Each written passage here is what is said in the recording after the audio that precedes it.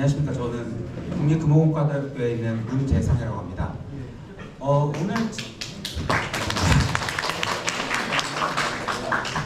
오늘 제가 좀 말씀드리고 싶은 내용은 풍력 발전기 해석을 위한 후류 연구 모델이라고 이제 타이틀은 이렇게 만들어 봤는데요. 일단은 조금 내용적으로는 간단하게 인트로 파트나 이런 데서 후류 모델에 대한 간단한 얘기들을 하고, 그리고 제가 조금 이 후류를 모델링을 하는 방식에 대해서 좀 말씀을 드리고, 검증하는 것에 대해서도 간단하게 좀 말씀을 드리도록 하겠습니다. 일단 후류 모델 같은 경우는 다 아실 겁니다. 풍력발전소는 결국에 수십 대의 풍력발전기로 구성이 되어 있고, 이 배치들이 물론 제일 베스트는 서로의 영향성을 최소화하는 간격을 충분히 이격하는 것이 사실 제일 베스트이긴 하나, 공간이나 경제적 제한성으로 인해서 결국에 어느 정도 서로가 근접하게 붙어 있고, 이로 인해서 풀 웨이크나 혹은 파셜 웨이크를 경험하게 됩니다. 후류의 영향은 크게 두 가지입니다. 하나는 뭐 잘 아시겠지만 아마 윈드 프로나 이런 걸 돌려보신 분들은 잘 아실 거라고 생각하는데, 평균 풍속이 감소함으로 인해서 에너지의 생산성이 감소하는 게 첫 번째가 될 거고요. 두 번째는 이제 난류 강도가 상승하다 보니까 구조물의 피로도, 사실 저희 지지 구조물 쪽보다는 이제 보통은 터빈의 블레이드나 혹은 타워 쪽에서 좀 얘기가 많이 나오고 있는 부분인데, 구조물의 피로도도 좀 상승을 하고 있습니다. 후류로 인해서. 그래서 이런 후류에 대한 연구들은 전반적으로 이렇게 진행이 되고 있다고 보시면 되고요. 이건 사실 제가 그린 거는 아니고 AI에서 좀 제가 검색을 좀 하다, 최근에 좀 이런 자료들 업데이트하면서 검색을 하다 보니 좀 키워드에 맞춰서 좀 구분을 해준 건데, 크게는 두 개, 엔지니어링 웨이크 모델과 CFD 웨이크 모델로 볼 수가 있습니다. 공학적 모델 같은 엔지니어링 웨이크 모델은 기본적으로 우리가 물리적인 그런 모멘텀 이케이션이나 이런 간단한 물리적인 방정식에 기반을 해서 보통 이 후류의 영향을 모델링하는 방식이고요. 과거에 나왔던 젠센 모델, 란슬리 모델, 라르센 모델 같은 경우는 평균 풍속 같은 경우는 그 거리에 따른 풍속의 저감 정도 이런 것들은 잘 맞추는 편이었었으나, 다만 이제 이런 것들이 이제 좀 구체적인 이 후류에 의한 구조물의 동적 효과를 좀 구현하기에는 좀 어렵다라는 것이 많은 의견들이 있었습니다. 다만 이제 최근에는 다이나믹 웨이크 모델링이나 여기서 이제 제일 밑에 써 있는 보티시티 베이스드 모델 같이 조금 이렇게 좀 더 복잡한 물리적인 현상을 수치적으로 구현하려는 시도는 계속 이루어지고 있고요. 또 한 가지는 이제 CFD 기반 모델인데, 말 그대로 CFD를 활용을 해서 후류 현상 자체를 구현을 해내는 케이스라고 보시면 될 것 같습니다. 이 모델 같은 경우는 장점은 역시나 정확도가 굉장히 높을 것이고요. 단점은 저희가 CFD 하면 잘 아시겠지만 저희가 계산 시간이 상당히 많이 소요가 됩니다. 그래서 요거는 간단하게 이렇게 간단하게 그려준 그래프인데, 보시는 것처럼 CFD로 가면 갈수록 저희가 컴퓨테이셔널 코스트가 급격히 증가하는 것을 확인을 할 수가 있습니다. 다만 특히나 이제 여기서 아마 설계를 해보시는 분들도 많으실 거라고 생각을 하는데, 저희가 결국에는 풍력발전기랑 지지구조물 설계를 하기 위해서는 여러 개의 시간 이력을 만들어서 거기에 대해서 구조 해석을 수행을 해야 되는데, 그 시간 이력을 만들기 위해서 매번 CFD를 돌리는 것은 좀 무모한 짓이라고 생각을 하고 있습니다. 그래서 제가 접근했던 거는 조금 더 이런 후류의 특성, 이런 피로나 이런 것들을 특성을 반영할 수 있으면서도 이렇게 우리가 엔지니어들이 좀 쓸 수 있는 엔지니어링 웨이크 모델을 한번 구현해 보자가 제 목적이었고요. 그래서 기본적으로 우리가 터브심이나 이런 데서 보시면 아시겠지만, 결국에 풍력 터빈은 구조 해석을 수행할 수 있는 풍속 시간 이력이라는 것은 결국에 여기서는 이제 N/N 그리드라고 정의는 돼 있는데, 보통 이 풍력 발전기 로터 근처에 3D 바람장을 만들어 주어야 됩니다. 그리고 요거에 관련해서는 사실 이제 일반적인 대기 자유유동 같은 경우는 IFFT 어프로치라고 해서 인버스 퍼스트 프레임 트랜스폼 어프로치라고 해서, 아마 여러분들이 터브심이라는 프로그램을 통해서 아마 보신 적이 있을 거라고 생각을 합니다. 그래서 3D 바람장을 만들어주는 프로그램들이 있고요. 대기 자유유동 같은 경우는. 그리고 또 한 가지로는 사실 많은 연구자들이 사용하고 있는 것 중에 하나가 POD, Propose of Non-Decomposition 어프로치를 활용을 해서 대기 자유유동 같은 경우는 좀 시뮬레이션을 했었습니다. 시뮬레이션 방법들이 많이 연구가 됐었습니다. 그래서 이 당시에 제가 이제 연구 방향을 접근을 했던 것은 요 IFFT 어프로치를 좀 후류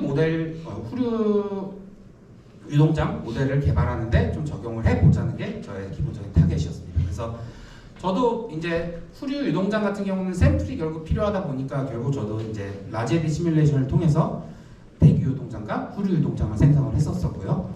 그리고 이제 후류 유동장의 그 IFFT 어프로치를 위한 파라미터들을 제가 수학적으로 뽑는 것 대신에 확률론적인 방법인 다변량, 다변수, 선형회계를 통해서 일단은 후류 유동장을 시뮬레이션 할 수 있는 파라미터들을 좀 도출을 해 보았습니다. 그리고 이 파라미터들의 최종적인 목표는 여기서 말씀드렸지만 결국에 터빈의 구조 해석에 활용되는 것이다 보니까 이 파라미터들을 활용을 해서 후류 바람장을 시뮬레이션을 여러 개를 스토캐스틱 시뮬레이션을 해서 실제 후류 바람장과 제가 시뮬레이션한 후류 바람장 간의 특성을 좀 비교를 해보았습니다. 근데 그 단순히 이제 바람장의 특성뿐만 아니라 저희가 최종 목표인 구조 해석에도 쓸 수 있는지 확인하기 위해서 터빈의 구조 해석과 특히 피로 해석에 대해서도 간단하게 좀 분석을 해보았었습니다. 그래서 이제 기본적인 프레임워크는 이렇게 보시면 될 것 같고요. 그래서 저희가 CFD를 통해서 기본적으로 자유유동과 후류유동을 만들어내고 그리고 이들을 우리가 각각 프리스트림 스펙트럼 모델을 만든 다음에 이 후류의 스펙트럼 모델 같은 경우는 기본적인 자유유동 모델과 다른 변수들의 합으로 조합을 하는 형식으로 후류 스펙트럼 모델을 구축을 했었습니다. 그래서 일단은 간단하게 라지 에디 시뮬레이션 쪽을 좀 말씀을 드리면 일단은 시뮬레이션 같은 경우는 그 당시에는 이제 소파라고 하는 NL에서 제공하는 프로그램을 오픈폼 기반한 솔버를 좀 사용을 했었고요. 기본적인 시뮬레이션 타임 프레임은 이런 식으로 보시면은 처음에는 프리커스 시뮬레이션이라고 해서 자유 유동장을 이제 그 유동장 컴퓨테이셔널 도메인 안에서 자유 유동장을 만드는 프로세싱을 진행한 다음에 그리고 그 다음에는 이 18,000초 이후에는 터빈 모델을 그 도메인 안에다가 집어넣어서 후류 유동장까지 같이 시뮬레이션하는 형태로 접근을 했었습니다. 그래서 자유동장 같은 경우는 기본적으로 뭐 복잡한 여러 가지들이 있지만 기본적인 타겟은 고도 90m 높이에서 평균 풍속 10m/s 그리고 우리가 뉴트럴 바운더리 레이어가 나오도록 접근 목표를 해서 시뮬레이션을 했었고요. 그리고 이제 후류 터빈 같은 경우는 저희가 우리 연구 쪽에서 많이 쓰이고 있는 5메가와트 터빈을 활용을 했었습니다. 그리고 이제 액추에이터 라인 모델을 활용을 해서 이 터빈을 모델링을 했었고요. 최종적으로는 재생이 잘 안 되고 있는데 후류를 결국에 시뮬레이션을 그래서 후류 바람장을 이렇게 컴퓨테이셔널 도메인에서 시뮬레이션을 했었습니다. 그리고 이 바람장을 우리가 결국에 향후에 모델링과 구조 해석에 쓰일 수 있도록 이렇게 그 바람 진행 방향 뒤쪽으로 해서 여러 개 간격으로 해서 도메인을 3D 바람장을 샘플링을 했었습니다. 그 다음으로 좀 말씀드릴 거는 그래서 이 샘플링된 바람장들을 가지고 이제 모델을 구축하는 건데 일단은 일반적인 대기 자유유동 모델, 프리스트림 스펙트럴 모델 같은 경우는 우리가 기존에 잘 알려져 있는 평균 풍속 파워로 프로파일이나 표준 편차와 관련해서 리니어 프로파일 그리고 파워 스펙트럼 같은 경우는 조금 변수가 많아서 저희가 조정이 가능한 솔라리안 피카르도 모델을 좀 적용을 하였었고요. 그리고 이제 이 구축된 자유유동장의 모델에다가 저희가 이 아래 그림에서 보시는 것처럼 파라미터 코렉션 텀을 하나 추가를 해서 최종적으로는 웨이크에 쓸 수 있는 후류의 평균 풍속, 그다음에 표준 편차 그리고 스펙트럼 모델을 구축하는 식으로 저희가 컨셉을 잡고 진행을 하였었습니다.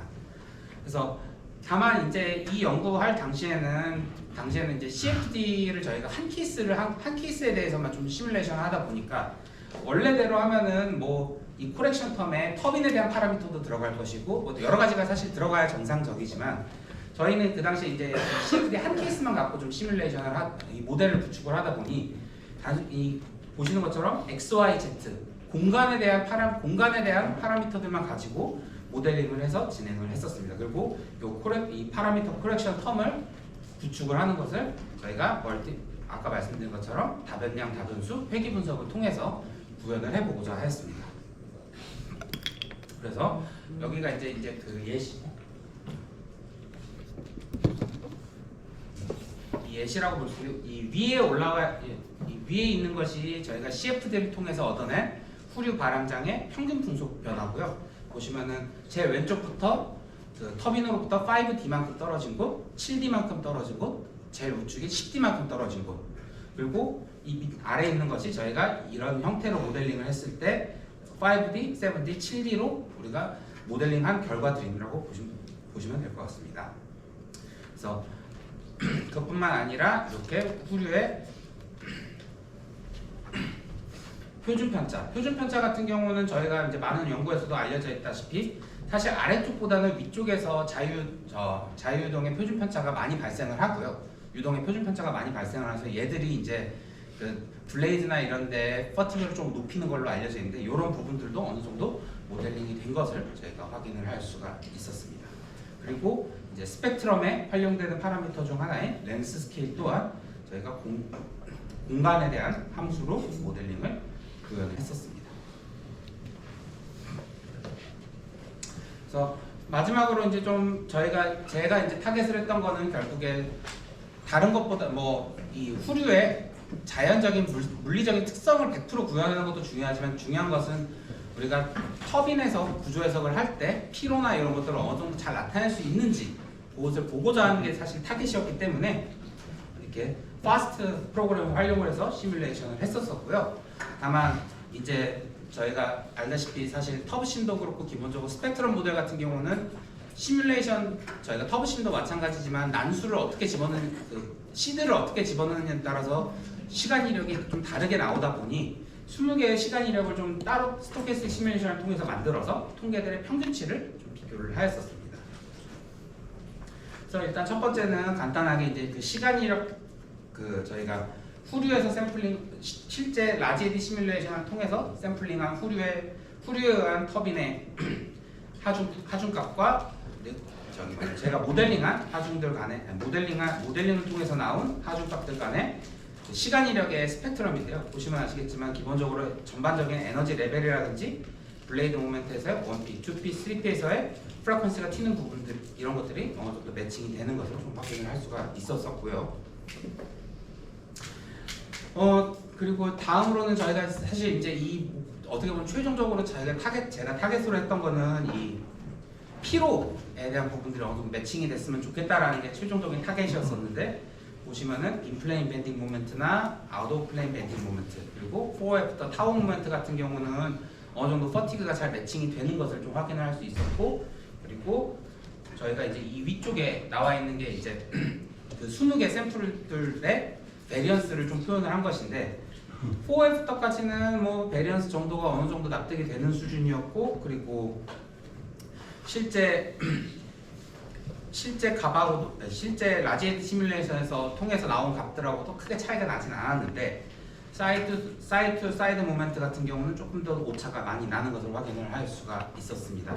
요거 같은 경우는 저희가 좀 이제 후속 연구로 진행을 하고 있는 부분인데 아마도 저희가 봤을 때는 조금 더 이 공간적인 부분에서 좀 더 복합적 스파셜 코히어런스나 코릴레이션 같은 것이 조금 더 들어갔어야 이 모델의 정확도를 높일 수 있지 않을까라는 생각을 하고 있습니다.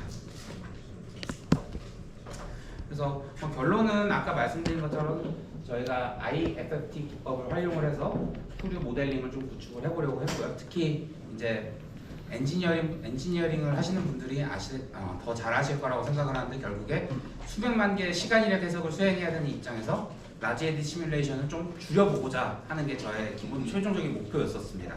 그래서 그걸 가지고 어느 정도 검증을 진행을 했었고 향후에는 뭐 제가 이 당시에 시뮬레이션 할 때는 CFD 한 케이스만 갖고 좀 연구를 진행을 했었다 보니까 향후에는 좀 CFD 케이스들을 좀 더 여러 가지를 돌려서 모델을 보완하고 업그레이드하는 식으로 연구를 진행할 계획을 지니고 있습니다. 네, 요것으로 발표는 마치도록 하겠습니다.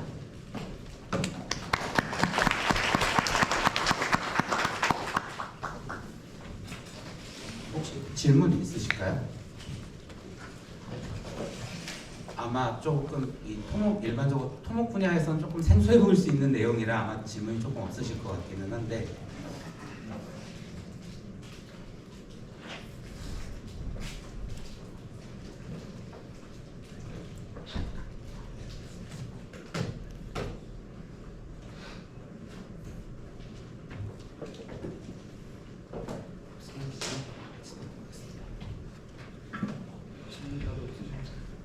제가 하나만 드리려고 하는데 여기 만약 후류장을 계산 툴로서 계산하신다고 하면 주로 사용해야 되는 툴이 어떤 거 아까도 몇 개는 말씀해 주셨는데 최근에는 이제 IC 같은 경우에 최근에 업데이트된 거에서는 후류 쪽에서는 사실 후류 같은 경우는 딱 이렇게 메인에 들어가 있지는 않고 다 어펜딕스에 들어가 있었는데 2019년 전까지는 그 전까지는 그냥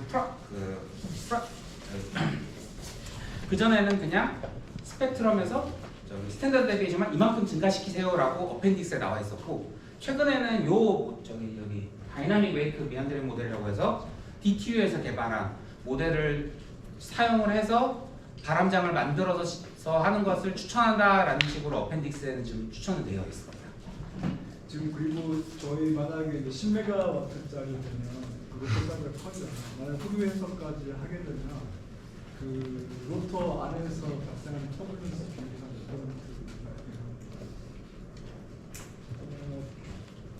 몇 %? 물론 거리에 따라 달라질 거라고 사실 생각은 하는데 결국에 제가 이거 연구를 하면서 사실 느꼈던 게 사실 한 5D 정도까지는 거의 영향이 굉장히 크다라고 저는 사실 숫자로 제가 어떻게 말씀드리기 쉽지는 않은데 특히나 스탠다드 데비에이션이나 이런 거는 20% 이상 증가했던 걸로 제가 기억을 하고 있어서 그래서 그 정도 이상은 봐야 되지 않을까. 저희가 옛날 시프란 그냥 피로나 이런 거 그냥 개수 붙이는 식으로 하는 모델을 해서 이게 지금 후류 모델은 지금 다들 저희 토목 쪽 관행상 구조물 하나만 관심 가지고 계시는데 단지 전체 저희 아까 번역본 뒤쪽에 보면 챕터 8인가 단지 쪽 정도 얘기 나와 있거든요. 근데 이거 후류 모델을 어떤 거 하냐에 따라 가지고 단지 전체 효율이 10% 이상 그래서 이게 굉장히 중요한 것이고요. 여기도 좀 관심 가지면 좋을 것 같은데 지금 우리나라 그때 처음으로 지금 아마 거의 제가 훈련학교도 그렇고 훈련학교도 그렇고 여기 후류 쪽 처음 보시는 것 같습니다. 고맙습니다. 그런데 지금 어쨌든 후류를 할 때는 기본적으로 이제 블레이드 길이나 그 블레이드 그 형태나 이런 거에 대해서도 영향이 좀 있잖아요. 네, 맞습니다. 실제적으로 그 유럽 거보다 이제 아무래도 중국 것들은 아무래도 이게 그 적공성용이다 보니까 한 15% 20%까지 더 있고 그러면은 이게 이 연구를 할 때 이 그 블레이드에 대한 정보라든가 특성에 대해서 같이 좀 내용이 있어야 돼요. 일반적으로 여기 이 엔지니어링 모델들도요. 저 변수들이 들어갑니다. 그 터빈의 CT라고 하죠. 저희가 터빈과 스러스트 코에피션트나 이런 것들을 넣도록 되어는 있습니다. 그리고 뭐 제가 DW 모델 같은 경우 제가 제대로 뜯어보지는 않았었는데 거기도 기본적으로 그 블레이드 형상이나 이런 거에 관련된 뭐 정확한 값까지는 아니더라도 CT나 CL이나 CD 값 같은 경우 간단하게 넣는 걸로 알고 있고요.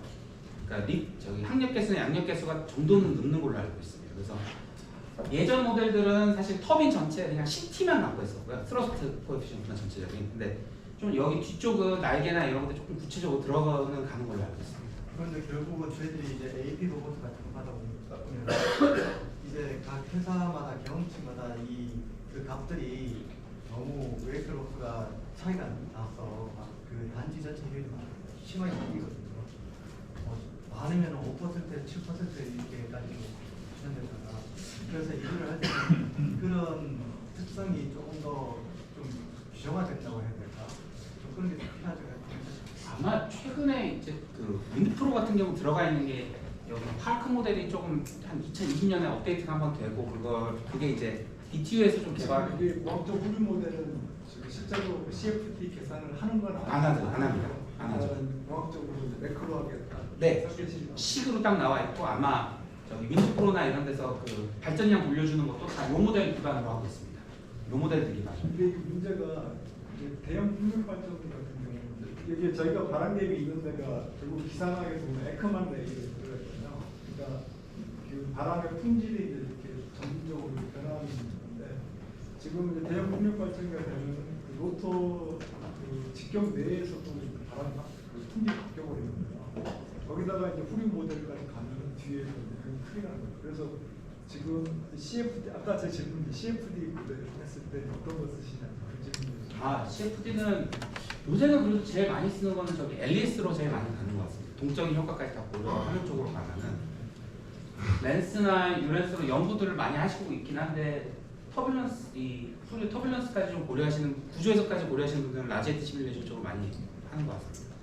풍력 발전들이 불나가지고 소송할 때 보통 이제 터빈사하고 이제 단지 운영사하고 이슈 되는 거가 뭐가 되냐면 터뷸런스가 그때 많이 보였다. 터뷸런스가 너무 커가지고 이게 제어가 안 돼서 그 얘기가 되게 많더라고요. 그래서 이게 굉장히 질문인데요. 네. 이제 수요효과 때문에 이제 개발사 입장에서는 이제 연간 발전량이 손해가 보니까 관심사일 거고 또 저희 또 EPC사 이제 설계사나 저희 시공사 같은 경우에는 아까 구조물 피로가 감소자에서 그게 이제 문제가 될 것 같은데 저희가 이제 수목하는 입장에서는 이제 후자 쪽인데 그러면 실질적으로 후류에 의해서 우리가 이제 넓은 단지에 충분한 가로 세로 간격을 쪄서 영향을 안 받게 하는 게 좋겠지만 어쩔 수 없이 이제 공간이 좁아서 이제 되면 예를 들면 어느 정도 거리별로 후류를 고려해서 우리가 한계 상태 설계가 되면 그죠. 피로 검토할 때 FLS 우리가 검토할 때 거리별로 뭐 감소, 그러니까 하중을 뭐 더 세게 준다든지 하중 개수를 아니면 재료 개수를 좀 감소하는 이런 게 코드에 있습니다. 과거 프론트 모델 같은 경우는 2018년까지 있었던 프론트 모델 같은 경우는 사실 그렇게 딱 심플하게 개수보다는 니네가 자유유동장에서 시뮬레이션 한 다음에 거기다 피로 하중 나온 것을 몇 프로를 더 증감을 시켜줘라고 거리별로 함수를 근데 실험에 그 프란틀 같은 경우는 실험을 통해서 좀 얻어낸 값들이라서 그거 가지고 그 구조 해석할 때 활용하세요라고 나와 있었고요. 지금 이 다이나믹 웨이크 미안더링 같은 경우는 저희가 그렇게 일반적인 토목 기준처럼 딱 깔끔하게 나와 있지는 않고 이 모델로 그냥 후류 시뮬레이션 해서 구조 해석하세요라고만 나와 있는 걸로 알고 있습니다. 아직까지 구체적으로 나와 있지는 않아서 제가 살짝 답변 조금만 드리면은 저희가 보통 AP 산정할 때는 좀 방향에 맞춰가지고 그 후류장을 만든 다음에 후류 범위를 만든 다음에 발전량 자체를 떨어뜨릴 만큼 쓰고 구조 해석할 때는 TI 값 자체를 올리거든요. 터뷸런스 인텐시티 값 자체를 올리거든요. 그게 이제 블레이드 입력값으로 들어가서 앰비언트 TI 값이 있고 이제 그 주변 발전기한 TI 값을 더해가지고 TI 값을 올려서 피로 하중 자체를 이미 키워놔요. 그리고 그걸 가지고 우리는 하중을 받아서 해석하기 때문에, 그러니까 해석 설계를 하기 때문에 어떤 구조 설계하는 부분에서 추가로 반영할 부분은 없는 거고. 하중을 이미 키워놨고. 네. 그리고 보통은 사실 엄밀하게 얘기하면 이제 후류도 원래는 해상풍력보다 육상풍력에서 더 좀 크리티컬한 거였거든요. 왜냐면 해상풍력은 주변 지형 영향이 거의 없어가지고 거의 후류가 좀 이렇게 뭐랄까 그냥 한번 형성된 이게 포맷이 딱 정해지면 크게 변화가 없고 반면에 육상풍력은 지형 영향이 크기 때문에 그 후류에 대한 효과들이 지형 영향을 많이 크기 때문에 그래서 저희도 탑나 설계할 때는 이제 국외 엔지니어랑 얘기할 때 육상풍력은 CFD에 할 만하긴 한데 해상풍력은 CFD까지 할 필요는 없다라고 보통 얘기를 하긴 하거든요. 그리고 이제 물론 교수님도 잘 아시겠지만 사실 또 이게 이제 주풍 방향으로 걸치는 거냐 아니면 주풍 방향이 아닌 방향으로 걸치는 거냐에 따라서 사실은 그 주풍 방향에 얼마만큼 더 그 그거 하냐 인디펜던트 하냐 디펜던트 하냐에 따라서 또 이게 좀 바뀌는 값들이 있기 때문에 이걸 명확하게 완벽하게 반영을 하기 좀 쉽지는 않아요. 그래서 두 가지, 그러니까 AP 한정할 때랑 구조 해석할 때랑 각각 다른 방법을 접근을 하고 있고, 구조 설계할 때는 TI 값을 올린다. 이게 감사합니다. 시간 관계상 우리 송 교수님은 여기까지만 부탁드리고 다음 발표로 넘어가겠습니다.